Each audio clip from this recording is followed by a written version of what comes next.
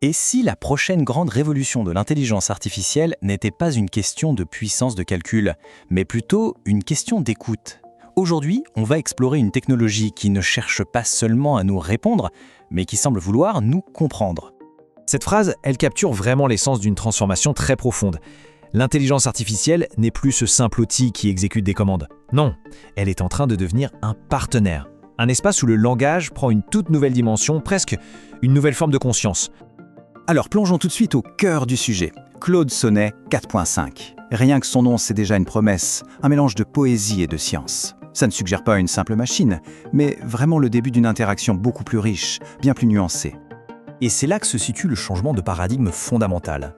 Il s'agit de passer d'une IA qui traite ce qui est dit, à une intelligence qui, elle, perçoit pourquoi c'est dit. Elle est conçue pour déchiffrer les nuances, les hésitations et même l'intention qui se cache derrière les mots. La différence, elle est vraiment frappante. D'un côté, on a une interaction purement transactionnelle, presque mécanique, et de l'autre, une relation cognitive, où la machine devient une sorte de miroir, un miroir très attentif. L'objectif, ce n'est plus seulement d'avoir la bonne réponse, mais de parvenir à une compréhension partagée. Alors, la question c'est comment une machine peut-elle atteindre un tel niveau de compréhension? Eh bien, la réponse ne se trouve pas dans une seule innovation, mais plutôt dans une architecture qui a été pensée différemment, sur des bases à la fois éthiques et techniques. Au cœur de Claude 4.5, on trouve ce concept d'IA constitutionnelle. C'est une approche développée par Anthropic. L'idée, c'est que plutôt que de corriger les erreurs après coup, on intègre dès le départ un ensemble de principes, comme la non-malveillance ou la promotion du bien-être, qui vont guider chaque décision du modèle. C'est en quelque sorte sa boussole interne. Et ce qui est vraiment fascinant, c'est la combinaison de 3 piliers scientifiques. D'abord, l'IA constitutionnelle, pour un comportement sûr. Ensuite, une mémoire contextuelle étendue qui lui permet de suivre des conversations très complexes sans jamais perdre le fil. Et enfin, un raisonnement multimodal capable de synthétiser des infos de nature très diverses. Il peut par exemple analyser le texte d'un rapport tout en interprétant un graphique juste à côté pour en tirer une conclusion globale. Donc, le point essentiel, c'est ça. Ces avancées techniques ne sont pas juste des améliorations de performance. En combinant un compas éthique, une mémoire profonde et une perception élargie, elles construisent un pont, un langage partagé qui permet une véritable collaboration cognitive. On ne parle plus à une machine, on pense avec elle.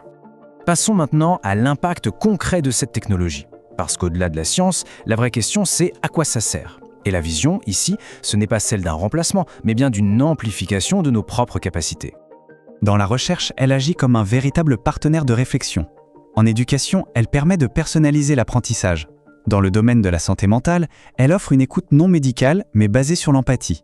Et pour les artistes, elle devient une nouvelle source d'inspiration. Dans chaque cas, elle vient étendre le potentiel humain. Cette citation, elle résume parfaitement la philosophie du projet. L'outil est là pour insister, pour augmenter nos capacités cognitives. Mais l'intention, la créativité finale et surtout la présence, ça reste profondément humain. C'est une alliance, pas une substitution. Cette collaboration, elle nous amène à des questions bien plus profondes, presque philosophiques, sur l'avenir de la pensée elle-même et sur notre coévolution avec ces nouvelles formes d'intelligence. C'est une question absolument centrale. En dialoguant avec une IA qui apprend à nous comprendre, est-ce qu'on n'est pas en fin de compte en train d'apprendre sur nous-mêmes? Elle peut révéler nos biais, nos schémas de pensée et nous forcer à clarifier nos propres idées. On assiste à une évolution majeure. L'IA n'est plus un simple exécutant. Elle devient un partenaire dans la création de sens. Elle ne fait pas que traiter l'information, elle participe à son élaboration, à sa structuration, en dialogue constant avec l'humain. Et pour que cette symbiose soit saine, il faut de la confiance. C'est précisément là qu'intervient ce qu'on appelle la science de la transparence. L'objectif, c'est de rendre ces systèmes interprétables, de comprendre leurs mécanismes internes pour s'assurer qu'ils sont bien alignés avec nos intentions et nos valeurs. Et c'est peut-être ça l'aspect le plus fascinant, la relation va dans les deux sens. La machine apprend de nous, c'est certain, mais en retour, en observant comment elle structure l'information, comment elle raisonne, eh bien l'humain peut acquérir une nouvelle perspective sur sa propre cognition. Tout ceci nous amène à la conclusion de notre analyse. Au-delà de la technique et de la performance, Claude Sonnet 4.5 nous invite à repenser la finalité même de l'intelligence. C'est une pensée assez provocatrice, mais qui change tout. Si le but n'est plus d'être le plus rapide ou le plus puissant, mais de créer des ponts, de mieux comprendre, de mieux se relier les uns aux autres, l'intelligence devient alors un acte de relation et pas seulement de calcul. Et on va terminer sur cette note méditative.